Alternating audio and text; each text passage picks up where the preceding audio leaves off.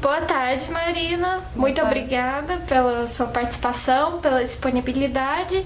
E eu gostaria primeiramente que você se apresentasse para o público. Claro. Eu sou a Marina Vitelli, sou doutora em Relações Internacionais pela Universidade Nacional de Rosário, lá na Argentina.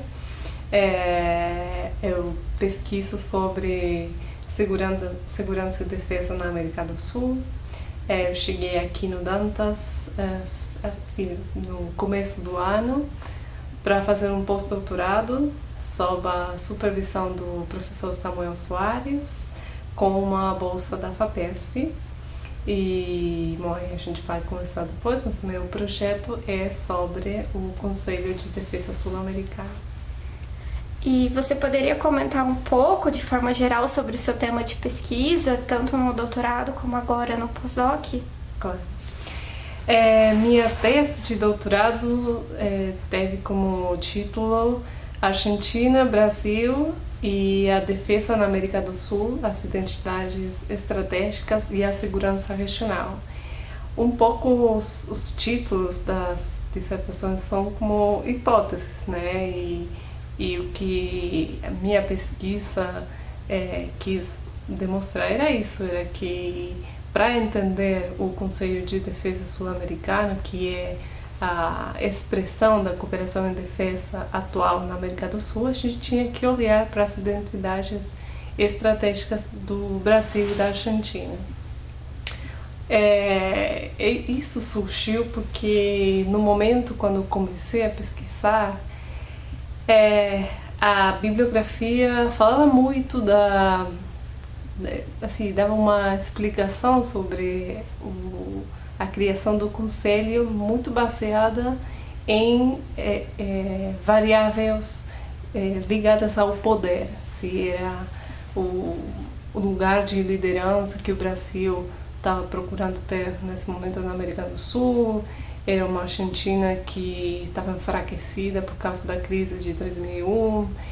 E aí eu achava que não eram explicações muito completas, né? E por causa também de eu ter um interesse em teorias de relações internacionais, disciplina que eu ministrava lá em Rosário, eu tinha uma inclinação às teorias mais sociológicas, mais ligadas ao peso das identidades, das ideias. Aí eu comecei a pensar e a pesquisar sobre quais eram os fundamentos ideacionais do Conselho de Defesa Sul-Americano. E então eu cheguei a essa hipótese, né, que na criação do Conselho, seja na proposta do Brasil e o aceite da Argentina dessa proposta, a gente tinha que ver quais eram as coincidências.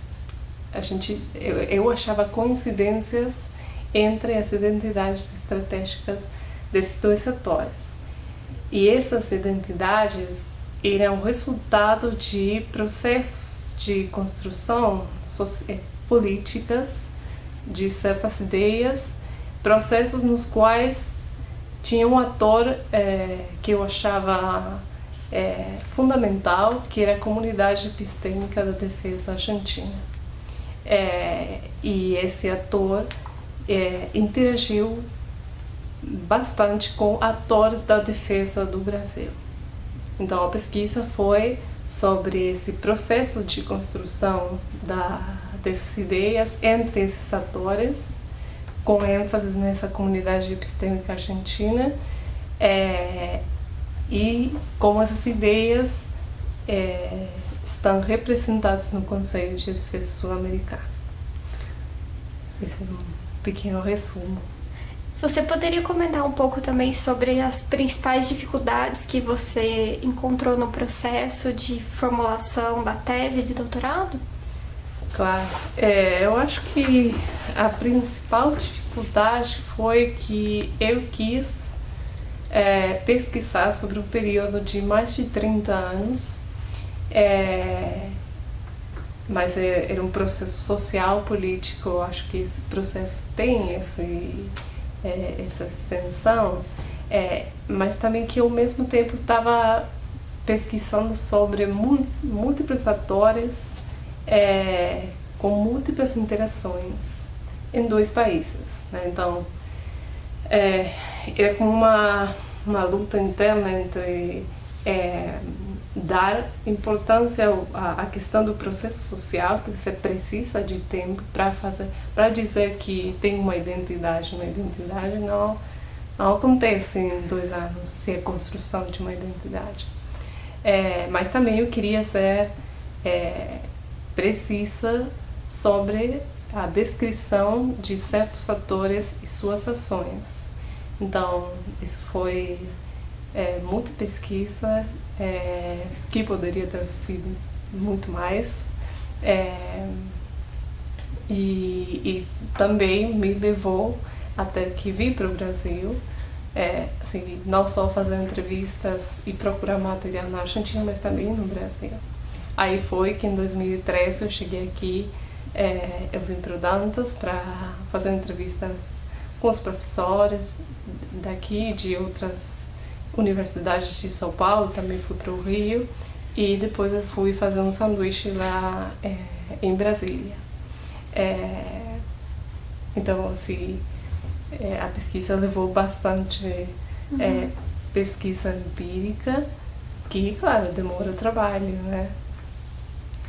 E como você avaliaria o desempenho do Conselho de Defesa Sul-Americano nesses primeiros anos de existência? Então, o doutorado foi sobre a criação do Conselho, né? E o projeto de pós-doutorado é uma pesquisa sobre o Conselho de Defesa. Assim, depois desde 2009 que ele começou a funcionar, como explicar o tipo de cooperação que o CDS está tentando fazer e qual ele consegue fazer, né? Eu acho que são duas perguntas que, embora o CDS tinha assim, muito interesse entre a comunidade de estudos de defesa, são perguntas que eu acho que ainda não tem uma resposta satisfatória, né? E aí, bom, eu acho que minha avaliação do trabalho do CDS, no primeiro momento, é dizer que no começo, por causa da necessidade política, ele passou muito tempo trabalhando em questões de construção da confiança, da transparência. Algumas experiências que já tinham começado entre a Argentina e o Brasil, entre a Argentina e o Chile, foram trabalhadas nesse âmbito regional. E depois tem um número que eu acho surpreendente de atividades de intercâmbio, de conversa, de assim, encontros para compartilhar informação, que eu acho que os países da América do Sul não tinham até a criação do CDS. Nessas atividades, o que eu avalio é que uma inovação é que o CDS coloca em interação uma variedade de atores da defesa dos países da América do Sul que, antes disso, eles não tinham, pelo menos, uma rotina de se encontrar. Claro que, se a gente vai querer comparar com outras regiões que vêm fazendo isso faz muito tempo, você vai ter uma avaliação um pouco mais pessimista do Conselho de Defesa. Mas assim, do meu ponto de vista, é inédito, sim. Não acontecia antes. Só para fechar, também a gente tem que levar em conta que muitas questões de cooperação em defesa são mais políticas que militares. Se você precisa governos governos com o interesse de avançar essa cooperação. A gente teve, durante um tempo, certa sintonia entre algumas lideranças regionais que eu acho que ajudou a criação do Conselho. E sabemos que essas lideranças, por diversos motivos, eles não estão no poder. E mesmo sendo assim, muito importante para a cooperação, essa interação entre o nível intermédio das burocracias, nada reemplaça a base da vontade política. Então, um pouco nesse caminho, tendo em vista as mudanças que ocorreram na Argentina nos tempos recentes, como você avaliaria o papel e a capacidade de influência dessa comunidade epistêmica durante o governo Macri? Como você avaliaria de forma prospectiva? Quais são, como essa comunidade pode agir agora durante esse governo com outra tendência ideológica? Exatamente. Eu acho que é uma pergunta muito importante, porque essa comunidade epistêmica argentina, só para deixar claro, foi um grupo, foi um ator social que se formou entre alguns ex-militares e militares em serviço da Argentina no começo do governo democrático em 83, mas também com um número importante de deputados, senadores, especialmente os assessores que trabalhavam na Câmara de Deputados e na Câmara de Senadores, nas comissões de defesa. Esses atores também tinham muita participação em eventos acadêmicos.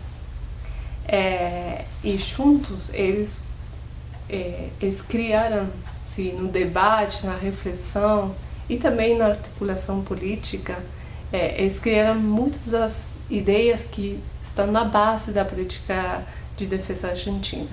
Essas ideias ficaram registradas nas leis da defesa argentina. Então, hoje, com o governo Macri, é a primeira vez, depois de mais de 3 décadas, que você não tem ninguém da comunidade epistêmica no Ministério da Defesa. E também você não tem nas comissões de defesa do parlamento. O que eu acho que vai ser difícil mudar são essas ideias, porque elas estão nas leis. Você vai ter que reformar a lei. Claro, a influência desses atores vai ser muito menor. Até porque eles, por diversos motivos, não conseguiram criar instituições que garantam essa influência. No nível acadêmico, eles não conseguiram criar uma ABED argentina. No nível do parlamento, durante o governo dos Kirchners, eles participaram mais do Ministério da Defesa, mas o parlamento ficou com um lugar que eles não aproveitaram. E foi lá onde nasceu a comunidade epistêmica. Então, eles não têm esse lugar institucional desde onde resistir. Eles conseguiram criar a Universidade Nacional da Defesa em 2014, mas, por enquanto, só uma lei aprovada. Você sabe que para criar você tem que colocar recursos, e isso o governo do Macri, claro, não vai ter como prioridade. Então, só para fechar, eu acho que no nível da influência organizada, eles vão ter muitos óbices para atuar, né? Mas as ideias, especialmente no que faz ao modelo defensivo da política argentina, vai ser difícil mudar. E também eu acho que não vai ter uma mudança que assim, em contra da cooperação regional, mas com certeza não vai ser uma prioridade. A América do Sul também não vai ser uma prioridade. Então eu acho que a gente está num período de mudanças, de atores e talvez um pouco menos de ideias. Muito obrigada, Marina, pela sua participação muito interessante.